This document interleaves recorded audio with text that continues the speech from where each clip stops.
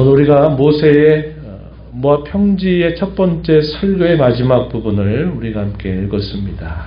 물론 우리가 읽은 말씀의 내용은 40절까지가 이제 설교의 내용이고 41절부터 43절에 이런 내용은 요단 동편 땅을 차지했던 이 두 지파 반에게 도피성을 일정한 정도의 거리를 두고 세 곳을 그곳에 세우게 되는 내용이 소개가 됩니다. 그리고 장차 그들이 요단 서편에 있는 가나안 7족들을 쫓아내고 난 다음에 또 그곳에 거리로 비슷한 곳에 또 세 개의 성읍을 정해서 도피성을 세우면서 전체 이스라엘 땅에 6개의 도피성이 이제 세워지게 되는 그런 내용들이 이제 우리가 뒤에서 살펴보게 될 것이고, 모세의 설교의 마지막 부분은 40절까지 쭉 이어지는 부분이죠. 그래서 오늘 모세의 첫 번째 설교의 마지막 부분을 우리가 함께 읽은 것입니다.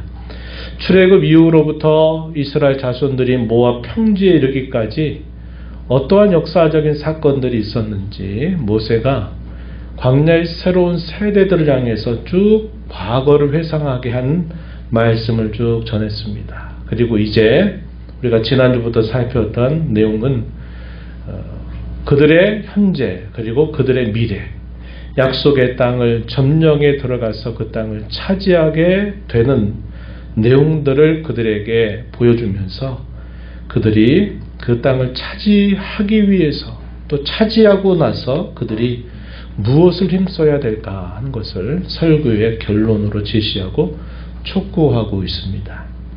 특별히 모세는 하나님을 섬긴다고 해서 우상을 만들어서는 절대 안 된다.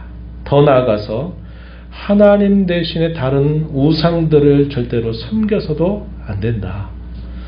오히려 우리는 유일하신 하나님 여호와만을 섬겨야 된다는 사실을 이 설교의 결론에서 힘있게 당부하게 됩니다. 오늘 이 내용들을 우리가 함께 이제 살펴보겠습니다. 내용은 크게 두 부분으로 나눠볼 수 있겠죠. 우리가 읽었던 15절부터 40절에 이런 내용은 이제 설교의 결론입니다. 결론. 우상 숭배에 대한 엄숙한 경고를 하면서 유일하신 하나님만을 섬겨야 된다는 사실을 힘있게 강조하는 내용이 소개가 되고, 41절부터 43절에 이런 내용은 이미 그들이 차지했던 요단 동편 쪽에 세 개의 도피성을 세우게 된 내용들이 소개가 됩니다.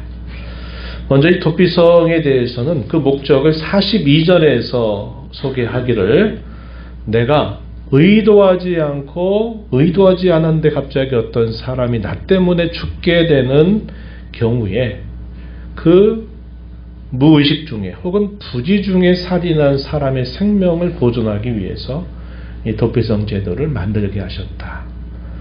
또 하나는 역시 그의 생명을 보존하게 하기 위함이다. 이렇게 그 이유를, 그 목적을 이렇게 설명해 주고 있습니다. 그래서 베셀이라고 하는 곳, 길르앗 라못, 바산 골란이라고 하는 곳에 거리적으로는 비슷합니다. 왜 그럴까요? 부지 중에 살인을 할 때 그 피해 보복자가 따라올 때 일정한 거리 정도의 거리를 두어서 그들이 어느 곳에서든지 가까운 도피성을 향해서 달려가도록 한 겁니다. 그래서 그 도피성에 들어가게 되면 그곳의 장로들이 이 사람의 생명을 보존하게 되고 피해 보복자가 그 사람을 함부로 죽이지 못하게 한 것입니다. 왜 그럴까요? 정당한 재판을 받게 하기 위함입니다.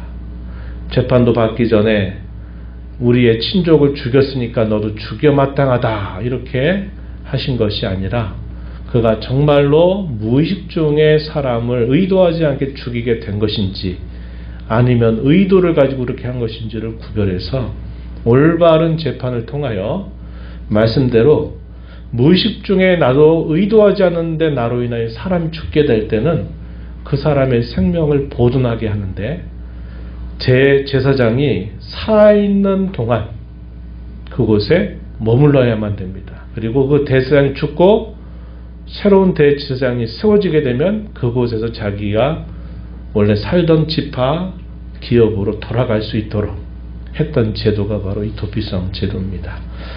오늘 우리는 이런 정도 이 도피성 제도에 대한 이해를 가지고 이제 모세의 설교의 마지막 부분 15절부터 40절에 이르는 이 내용들을 좀 살펴보면서 오늘 우리에게 주시는 교훈을 듣고자 합니다.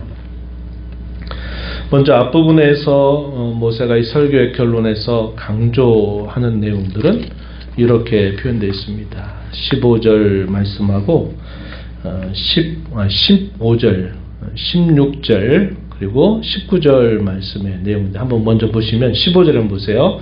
여호와께서 호렙산 불길 중에서 너희에게 말씀하시던 날에 너희가 어떤 형상도 보지 못하였은즉 너희는 깊이 삼가라.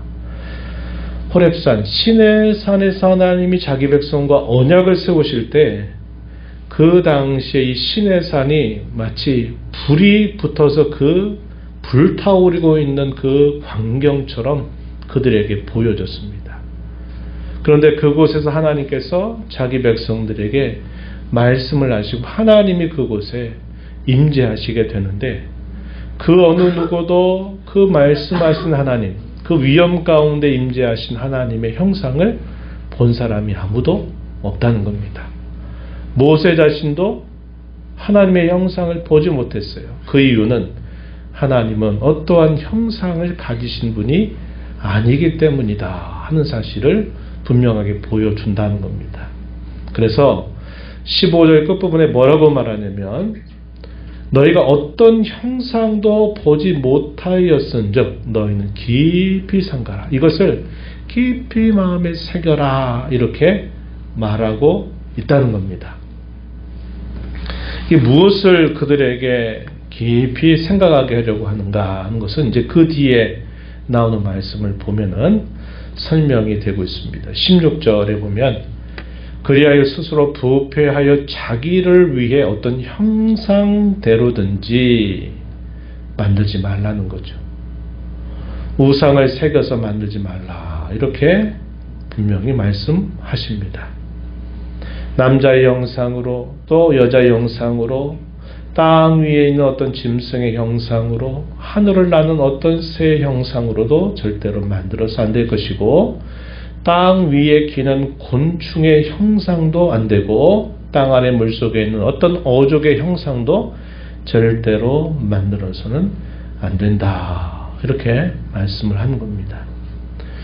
여기서 금하는 것이 마치 예술 작품으로 만드는 것 자체를 금하는 것이 아니라 그들이 하나님이라 여기면서 그 하나님을 빗대어 어떤 형상을 만드는 것을 지금 금하고 있다 하는 것입니다. 그래서 우리가 이런 면들은 구별을 해야 되겠죠. 어떤 예술 작품으로서 어떤 형상을 만드는 것과 그것을 하나님이다 생각하고 그것을 만드는 것은 분명히 다르다 하는 겁니다. 여기서 경계하고 있는 것은 어떤 형상의 우상으로 하나님을 만들어서는 안 된다 하는 사실을 이야기해 줍니다. 우리 개역개정에서는 이제 그 표현이 좀 사라졌어요. 신명기에 보면은 이제 예전에 우리가 개역성경 읽을 때와 이 개역개정에서 다시 번역을 하면서 어감이 이제 약해진 부분들이 보이는데 오늘 우리가 읽은 본문도 그런 부분이 발견됩니다. 어떤 부분이냐? 16절 말씀에 번역된 표현에 보니까 그리하여 스스로 부패하여 자기를 위해 어떤 형상대로든지 하면서 쭉 소개하죠. 그런데 우리 예전에 보던 성경에서는 어떤 표현이 나오느냐면 두렵건대라는 말이 나옵니다. 우리가 지난주 수요일에 살폈던 내용도 있었죠. 그들이 약속의 땅에 들어가서 잘 먹고 잘 살게 될 때 마치 자신들의 능력과 힘으로 그렇게 된 줄로 알고 교만해서 하나님을 잊어버리지 않도록 해라 하는 그 표현도 옛날에 개역 성경에서는 두렵건대라는 말로 시작이 되는 표현입니다. 오늘 우리가 읽은 이 본문도 그 표현으로 시작이 됐어요. 그래서 16절, 19절도 마찬가지입니다. 두렵건대 너희가 이렇게 할까? 두렵다 하는 말로 이렇게 시작되는 어감이 이제 이 개역 개정으로 되면서는 그 표현이 많이 약해져 버렸습니다. 그래서 여러분들이 이것을 그냥 참고적으로 염두에 두시면 좋겠어요. 스스로 부패하여 자기를 위해 우상을 새겨 만들까 두려워해라, 이렇게 표현하고, 또 19절에서도 하늘을 보고 미혹하여 그것에 경배하며 섬길까를 너희는 두려워해야 된다, 이렇게 지금 모세가 설교의 결론에서 그들에게 이야기하는 겁니다. 그래서 깊이 삼가도록 하여라. 또 23절 가서도 뭐라고 표현했냐면, 너희는 스스로 삼가 너희 하나님 여호와께서 너희와 세우신 언약을 잊지 말고 내 하나님 여호와께서 금하신 어떤 형상의 우상도 조각하지 말라, 이렇게 말합니다. 깊이 삼가라, 삼가라, 조심해라, 조심해라 하는 표현을 하고 있다 하는 겁니다. 그러면서 하나님은 어떤 분이시냐? 하나님은 소멸하시는 불로 비유하고 질투하시는 하나님이시다 라고 이렇게 말합니다. 24절에 보세요. 너희 하나님 여호와는 소멸하는 불이시요 질투하시는 하나님이시니라. 우리가 십계명을 우리가 살펴보면서도 이 표현을 발견하죠. 하나님은 질투하는 하나님이다. 이 질투하신다라는 말은 신인 동형론적 표현이다. 제가 근래 한번 언급한 바가 있습니다. 마치 우리 사람이 이해할 수 있는 형태로 표현을 바꾸어서 말씀하신 거예요. 우리 사람이 질투한다 하는 말을 가끔씩 사용하죠. 그래서 하나님이 질투하신다 하는 말을 사용하시기도 한다 이 말입니다. 이건 뭘 말하냐면 하나님이 자기 백성을 향한 뜨거운 사랑, 온전한 사랑, 하나님이 자기 백성들을 향한 그러한 간절한 사랑, 이것을 말할 때 질투라고 말해요. 하나님이 자기 백성을 온전하게 사랑하기 때문에 자기 백성들의 마음이 다른 곳으로 향하고 다른 신들에게 마음을 빼앗기는 것 자체를 하나님이 결코 용납하지 않는 겁니다. 부부로 평생을 살기로 하나님 앞에, 증인 앞에 서로 맹세를 하면서 가정을 이룬 남녀가 서로 사랑한다 그러면서 다른 남자나 다른 여자에게 마음을 빼앗겨 가지고 엉뚱한 짓을 하게 되면 어떻게 되겠습니까? 그 가정이 파탄지경이 날 수 있는 거죠. 하나님께서 자기 백성들을 향한 온전한 사랑을 베푸시기 때문에 그 백성들의 마음이 하나님을 향하여 온전히 있기를 하나님이 원하신다는 겁니다. 그것은 하나님의 권리죠, 권리. 그분이 우리를 향해서 내실 수 있는 그런 권리, 이것을 표현할 때 하나님이 질투하신다, 혹은 질투하신 하나님이다, 이런 표현들을 사용하고 있다 하는 것입니다. 왜 하나님이 이걸 그렇게 그토록 조심하라고 자기 백성들에게 거듭거듭 말씀하실까요? 우리 사람은 항상 눈에 보이는 것, 이것에 항상 깊이 빠져드는 약점이 있기 때문에 그렇습니다. 우리가 잘 아는 바와 같이 이스라엘 백성들이 시내산에서 하나님과 언약을 맺고 하나님만 섬기겠다고 약속을 하고 맹세를 하지만 모세가 시내산에 올라가서 언제 내려올지 모르는 그런 시간이 흘러가니까 밑에서 무슨 일을 했습니까? 아론의 지도를 받아가지고 자신들이 애굽에서 나올 때 가지고 나왔던 금들을 다 모아가지고 그 금을 뜨거운 풀무불에 녹여가지고 형상을 만들었어요. 그 형상이 뭐였습니까? 금으로 만든 금송아지를 만든 거예요. 그리고 또 뭐라고 말했냐면 이것을 애굽에서 우리를 인도하여 낸 하나님이라고 여기자. 애굽에서 많이 보던 신상을 만들었지만 그들은 애굽의 신하인이라고 말한 게 아니라 우리를 애굽에서 여기까지 인도해 내신 신이다, 이렇게 여긴 거예요. 이게 무슨 말입니까? 하나님을 섬기는데 그들이 보이는 형상으로 하나님을 만들어서 그 보이는 형상을 통해서 우리는 하나님을 생각하고 하나님께 제사를 드리자, 이렇게 한 겁니다. 그래가지고 그 금송아지를 만든 것이고, 그 송아지 앞에서 자신들이 제사 드리고 거기서 축제를 벌이고 있는 광경이 있었던 것이죠. 모세가 십계명을 받아서 돌판 2개를 받아가지고 이스라엘 백성들, 기다리고 있는 이스라엘 백성들 곁으로 다가갔더니 그를 수종들었던 여호수아가 보고 깜짝 놀라고 보고하죠. 그럼 어떤 일이 생겼습니까? 2개의 돌판을 산 아래로 던져서 그걸 나중에는 칼을 부숴가지고 그거를 그 범죄한 사람들에게 먹이게 하고, 결국 그것으로 인해 언약이 파기되면서 언약을 세운 지 얼마 되지도 않아서 그 언약을 파괴해버리는 악을 행하게 됩니다. 모세의 간절한 중재의 기도를 통해서 하나님이 또다시 그 백성을 불쌍히 여기셔서 언약을 다시 세워주시면서 이스라엘 백성들이 이 시내산에서 출발하게 되는 일이 있었던 것입니다. 이게 보여준 게 뭘까요? 우리 사람은 항상 보이지 않는 것, 이런 것들을 우리가 답답해서 견디지 못하는 성질이 있어서 꼭 어떤 것이든지 보이도록 나타나야 되는 겁니다. 근데 실상 우리가 믿는 이 믿음의 성격도 항상 뭔가 보이는 것으로 나타나는 성격이기 전에 이 믿음은 보이지 않는 것이다, 이 말이죠.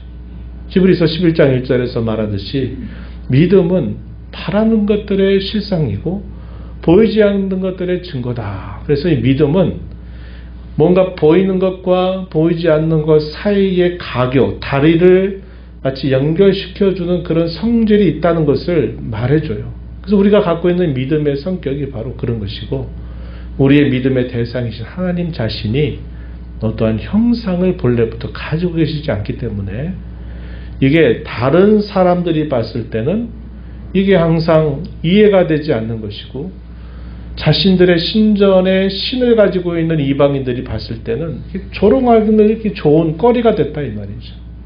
우리가 시편에서도 읽은 바가 같죠. 너희가 섬기는 신이 도대체 어디 있냐. 주일날 그 말씀 살펴봤죠. 너희가 섬기는 신이 도대체 어디 있냐. 자신들은 다 신전에 가면 신들이 다 있는데 너희가 섬긴다고 말하는 여호와라고 하는 신은 도대체 보이지도 않고 어디 있단 말이야.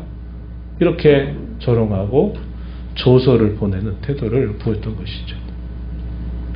그래서 하나님은 이 인간의 연약함과 이 완악함을 아시기 때문에 이 사실을 거듭거듭 강조하고 계시다 하는 것입니다. 그래서 모세의 설교의 마지막에서 계속 이 이야기를 하고 있는 겁니다. 제가 초대에 말씀드렸듯이 하나님을 섬긴다고 하면서 어떤 형상을 만드는 것을 엄숙하게 경계하고, 더 나아가서는 하나님이 아닌 다른 이방의 신들을 하나님처럼 섬기는 일을 해서 안 된다. 이 사실을 거듭 강조하고 있습니다. 이 일은 계속된 요구입니다. 그들이 살아생전에 반드시 잊지 말아야 될 계속되는 요구요 하나님의 뜻이라는 사실을 밝혀줍니다. 25절 말씀에 가서 보면 이렇게 이야기하죠. 25절 보시면 내가 그 땅에서, 약속의 땅에서 그들이 차지한 땅을 말합니다. 그 땅에서 아들을 낳고 손자를 얻으며 오래 살 때 만일 스스로 부패하여 무슨 형상의 우상이든지 조각하여 내 하나님 여호와 앞에 악을 행함으로 그의 노를 일으키면, 약속의 땅에 들어갔다 하더라도, 그 땅에서 오랜 시간을 살고 후손들이 번성했다 하더라도 행여나 한순간에 그들이 부패해져서 하나님을 형상으로 만들거나 그래서 하나님께 진노를 사게 된다면 뭐라고 말합니까?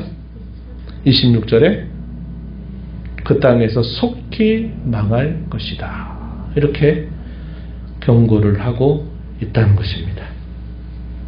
그러니까 그들이 약속의 땅에 들어가면 모든 게 다 끝나는 게 아니라 약속의 땅에 들어가서 오랜 시간 그곳에 살았다 하더라도 그들이 한순간 행여나 하나님이 금하신 것들을 그들이 따라가게 된다면 거기서 속히 망하게 될 것이다. 이렇게 하나님이 말씀하신 거죠. 그 말은 그들이 살아있는 동안에는 계속적으로 경계하고 또 조심하고 경계하고 조심하는 삶을 살아야 된다. 한순간이라도 이 사실을 잊어서는 안 된다 하는 것을 아주 강조하고 있는 표현이 될 것입니다. 27절에서 뭐라고 또 경고를 하느냐. 너희가 만약에 그렇게 한다면 하나님께서 너희들을 여러 민족 가운데 흩어버릴 것이다. 이렇게 말했습니다. 28절에 가면 또 계속해서 또 뭐라고 말합니까? 너희가 흩어진 그곳에서 그곳에 있는 신들을 너희가 숭배하게 될 거다. 이렇게 또 경계를 하고 있다는 겁니다. 이것은 모세에게 있어서는 하나님을 한순간이라도 그들이 하나님을 거절하고 다른 우상을 섬기게 된다면 이런 일이 닥칠 것이니 조심하라 하는 뜻으로 이야기했지만 우리가 알고 있는 이 이스라엘의 후대 역사는 바로 이와 똑같은 전철을 밟았다는 것을 우리는 알게 되죠. 알고 있다는 겁니다. 마치 저주하는 이 표현, 저주를 통해서 하면 안 된다라고 했는데 실상은 그들의 미래에 대한 하나의 예언이 되어버리고 마는 안타까운 일이 그들에게 펼쳐졌다 하는 것입니다. 잘 아는 바와 같이 북이스라엘 나라는 아수르 나라의 패망을 당하면서 이 북이스라엘의 하나님 백성들이 열국으로 흩어져 버립니다. 아수르 제국의 곳곳에 흩어져 버리게 되고 또 시간이 흘러가면서 남유다도 바벨론 나라에 의해서 패망을 당하고서는 바벨론 제국으로 곳곳에 흩어져 버리게 되면서 그들이 하나님을 향하여 제사할 수 없는 형편에 처하게 되고 그들이 날마다 그 제국들이 섬기는 우상, 그 신상들을 결국 가까이에서 보고 살 수밖에 없었던 이런 일들이 그들에게 실제로 일어났다 하는 것을 우리가 알고 있는 겁니다. 그런데 이런 하나님의 맹렬한 진노 가운데서도 하나님이 그 백성들을 향한 긍휼을 잊지 않으실 것을 또 말씀해 주셨는데 이건 역시 그들의 역사 속에서 그대로 재현되는 일이 있었다는 것을 우리는 알게 됩니다. 그들이 이방 땅에 흩어져서 목석의 신들을 섬기게 되는 자리, 비참하고 낮아진 자리, 곤비한 자리에 있을 때 그들이 여호와를 찾게 될 것이다. 29절 30절에서 그렇게 말합니다. 그때라도 여호와를 찾으면 여호와께서 만나주시겠다고 말씀하시죠. 환난을 당하다가 끝날에 여호와께로 돌아와서 말씀을 청종하게 될 것이다 라고 하는 이 30절의 이 말씀도 역시 이스라엘 역사에서 재현되게 하셨다는 겁니다.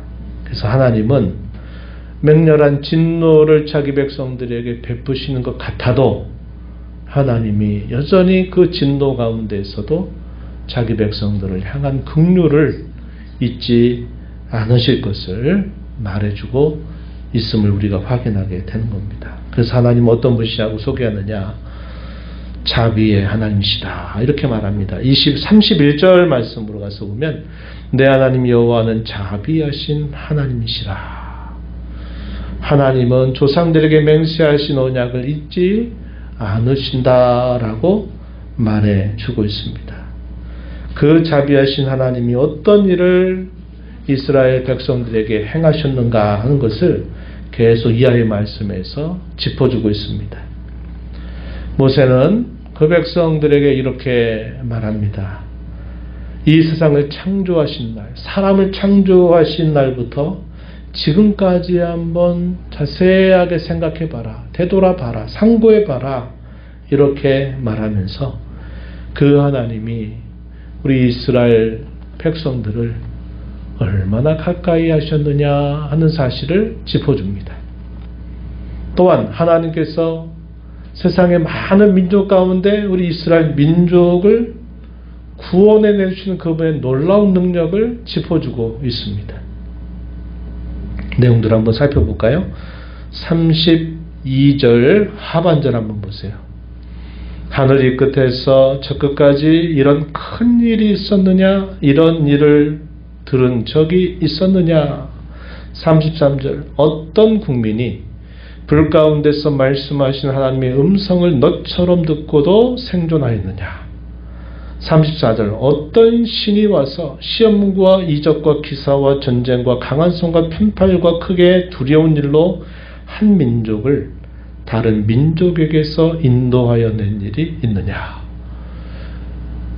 애굽 나라에 종살이했던 이스라엘 백성들을 그의 능력으로 끄집어내신 일, 이것을 그들에게 상기시켜주는 겁니다. 어떤 신이 하나님과 같이 이렇게 한 신이 있었느냐? 없다 이 말이죠.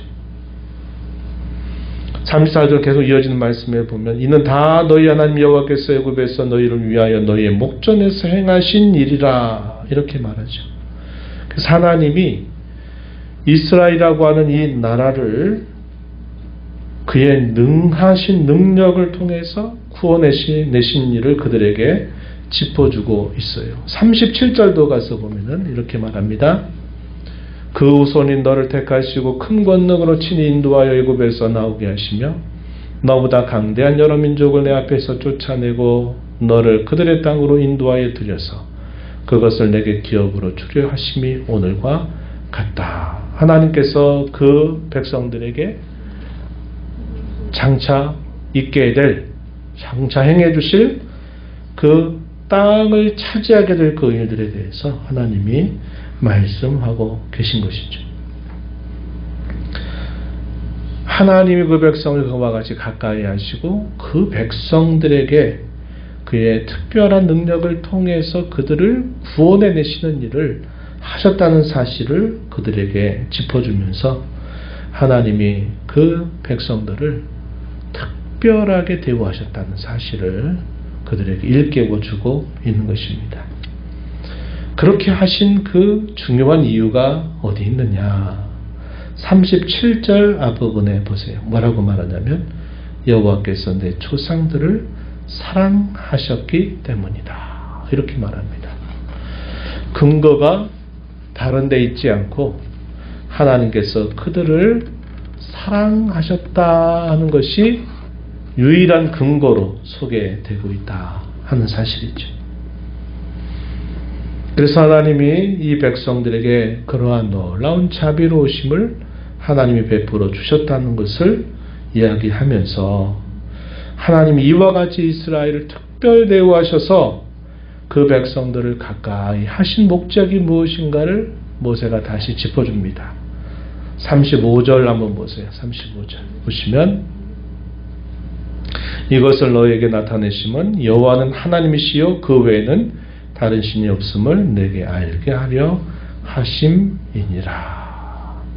무슨 말입니까? 하나님 외에 다른 신이 결코 없다는 사실을 알게 하시려고 하나님께서 이와 같은 일을 이스라엘 백성들에게 행해 주셨다 하는 것을 말하고 있는 것이죠.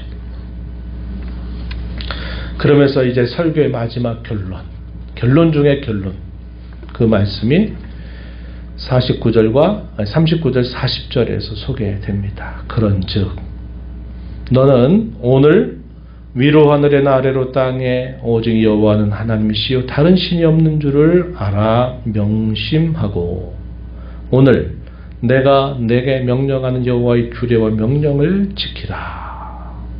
그러면 여호와께서 내게 주시는 땅, 이 약속의 땅에서 한없이 오래 살 것이다. 이렇게 설교의 마지막 결론을 마무리하는 것입니다. 이스라엘 민족을 특별 대우하신 그 목적으로서 이스라엘 자손들이 힘써야 될 일이 뭐냐? 그것은 여호와 하나님을 알아서 명심해야 될 것이다.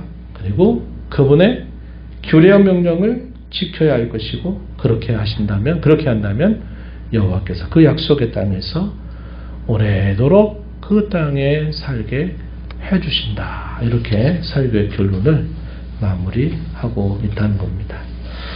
이런 얘기만 들으면 다 어떤 얘기로 들릴까요? 모세와 모압 평지에 있는 이스라엘 자손들에게 그렇게 설교했었구나 이렇게 들릴 겁니다.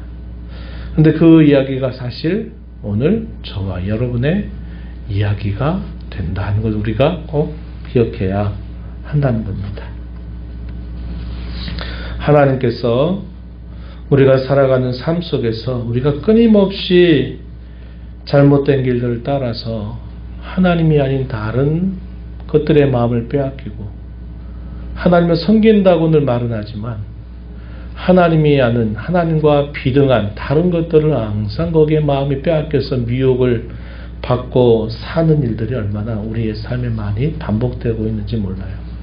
그러나 하나님께서 마치 그 옛날 이스라엘 백성들을 향하여 한량없는 자비를 베풀어 주셨던 것처럼 오늘 저와 여러분의 삶 속에 끊임없이 반복되는 이 죄와 악습들이 있음에도 불구하고 하나님이 여전히 그의 자비로우심으로 우리를 품어주셔서 우리를 항상 긍휼히 여기시고 불쌍히 여기시고 우리를 고쳐 새롭게 하심으로 말미암아 우리가 여기까지 살아오게 되었다는 사실을 우리는 깨닫게 된다 한 것입니다. 그래서 이 말씀의 내용은 사실상 오늘 저와 여러분을 향하신 하나님의 말씀이다. 이렇게 우리가 생각을 해야 됩니다. 오늘 이 말씀을 살펴보면서 몇 가지 교훈점을 좀 나눠보도록 할게요. 우리가 지난번에도 그 이야기를 나눴습니다.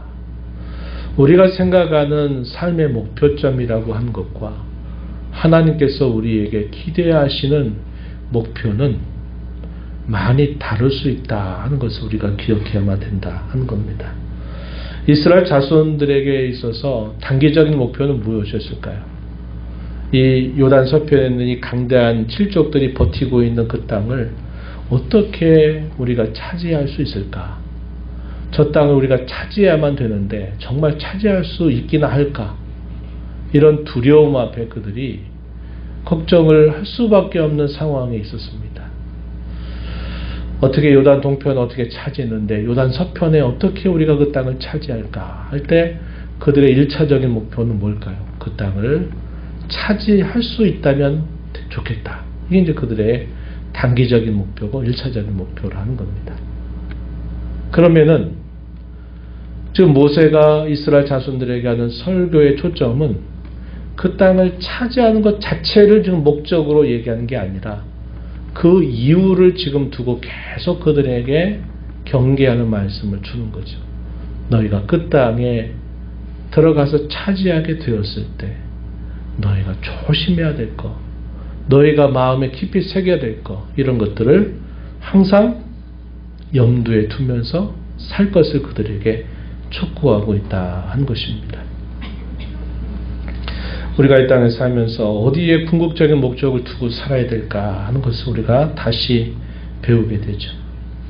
약속의 땅에 들어가는 것 자체가 그들의 진정한 목적이 아니라 하나님께서 그 백성들에게 요구하시는 궁극적인 목적이 뭘까요? 그들이 약속의 땅에 들어가서 살면서 자신들이 사는 그 땅이 거룩한 나라가 되게 하는 것, 그들이 제사장 나라가 되게 하는 것이 그들에게 있어서 중요한 목표점임을 말해주고 있습니다.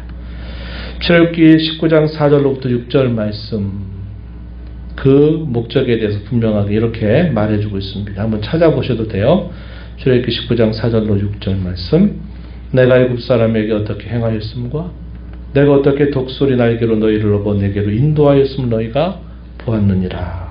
세계가 다 내게 속하였느니 너희가 내 말을 잘 듣고 내 언약을 지키면 너희는 모든 민족 중에서 내 소유가 되겠고 너희가 내게 대하여 제사장 나라가 되며 거룩한 백성이 되리라. 하나님이 이스라엘 백성들과 시내산에서 언약을 체결하는 궁극적인 목적에 대하여 이 구절은 분명하게 밝혀줍니다.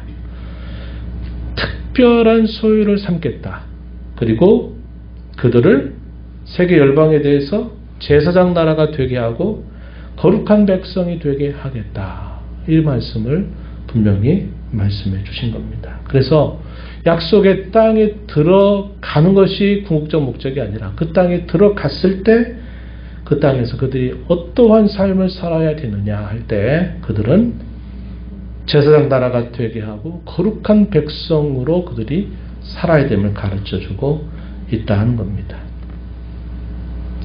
이와 비슷한 말씀 우리는 신약에서 우리가 많이 들어본 구절과 똑같이 맥락을 하고 있는 것을 확인하죠. 베드로전서 2장 9절에 보면 너희는 택하신 족속이요 왕같은 제사장들이요 거룩한 나라요 그의 소유가 된 백성이니 이는 너희를 어두운 데서 불러내어 그의 기이한 빛에 들어가게 하신 자의 아름다운 덕을 선포하게 하려 하심이라. 이 출애굽기 19장 4절로 6절에 있는 이 말씀과 베드로전서 2장 9절 말씀은 같은 말씀입니다. 구약의 시내산 언약을 맺기 전에 그 백성들에게 주신 그 언약의 궁극적인 목적을 소개했던 그 말씀은 이 베드로전서 2장 9절에 와서 오늘 저와 여러분을 택하신 족속으로 삼고 왕같은 제사장으로 삼고 거룩한 나라 소유가 된 백성으로 삼으셔서 저와 여러분을 통해서 아름다운 덕을 선포하게 하려 하십니다. 이렇게 그 목적을 분명하게 알려주고 있다는 겁니다. 그래서 우리는 구원받는 것 자체를 궁극적인 목적으로 삼기보다 구원의 은혜를 받은 자로 구원받은 자답게 우리가 이 땅에서 거룩한 하나님의 백성으로 사는 것에 초점을 두고 살아야 된다. 그럼 최종적인 목적은 뭘까요?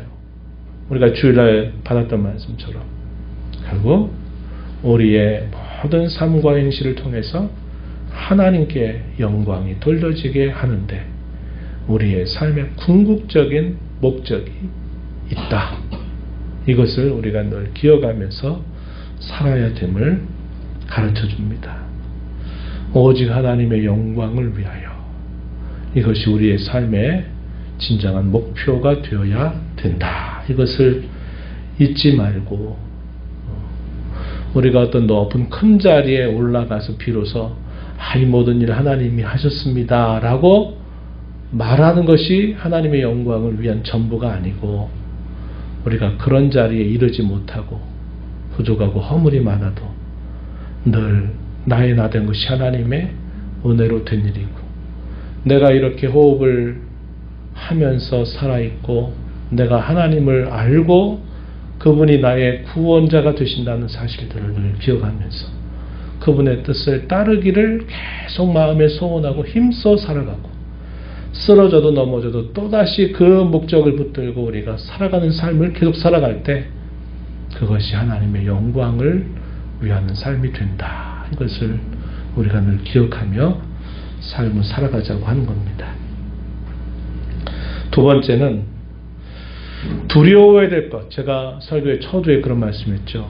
이건 정말 두려워야 된다. 그 두려워야 될 게 뭐라고 그랬어요? 하나님을 섬긴다 말하면서 다른 형상을 만드는 것. 더 나아가서는 그것을 마치 하나님처럼 섬기는 것. 이것을 너희가 두려워해야 된다. 이렇게 말합니다. 담대해야 될 건 뭘까요? 너희의 대적들을 두려워하지 말라고. 이렇게 말씀하세요. 근데 우리는 대개 반대로 산단 말이죠. 반대로 살아요.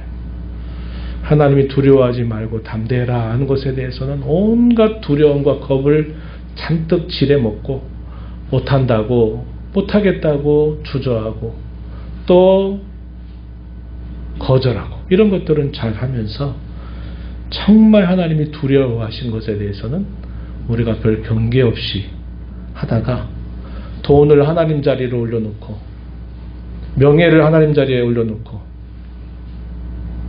우리가 가지고 있는 소유나 재산을 하나님 자리에 올려놓는 것에 대해서는 아무런 두려움을 갖지 않는 그런 오히려 반대로 살아가고 있는 모습이 얼마나 많을까 이런 생각을 하는 겁니다. 구약시대 때는 보이는 형상으로 만든 게 문제고, 오늘을 사는 저와 여러분에게는 우리 마음속에 끊임없는 하나님 같은 형상들을 마음에 욕심을 두고 따라가는 것이 문제가 돼요.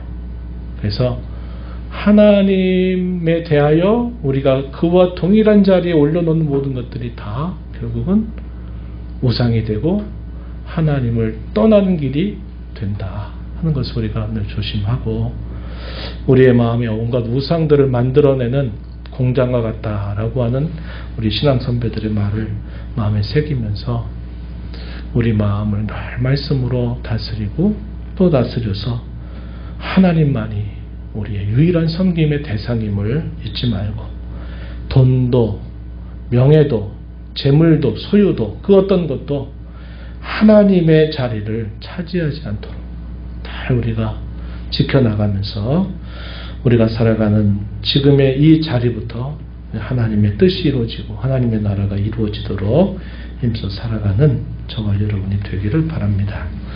하나님 아버지, 오늘 불러주셔서 모압 평지에 있는 모세의 설교의 결론을 저희가 함께 살펴보면서 하나님만이 유일하고 참되신 구원의 하나님이시요 자기 백성들을 사랑하심으로 말미암아 특별한 대우를 받는 백성이 되게 하셨음을 그들에게 기억하게 하면서, 그들이 약속의 땅에 들어가고 나서도 조심해야 될 것, 두려워야 될 것은 하나님을 보이는 형상으로 만들거나 하나님을 떠나 다른 우상들을 섬기는 일이 참으로 두려워야 될 일이다, 이렇게 경계한 말씀을 살펴봅니다.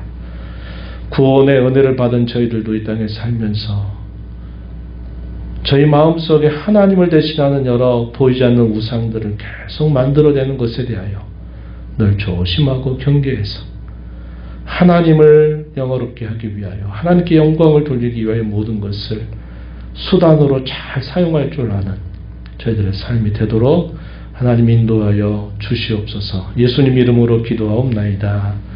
아멘.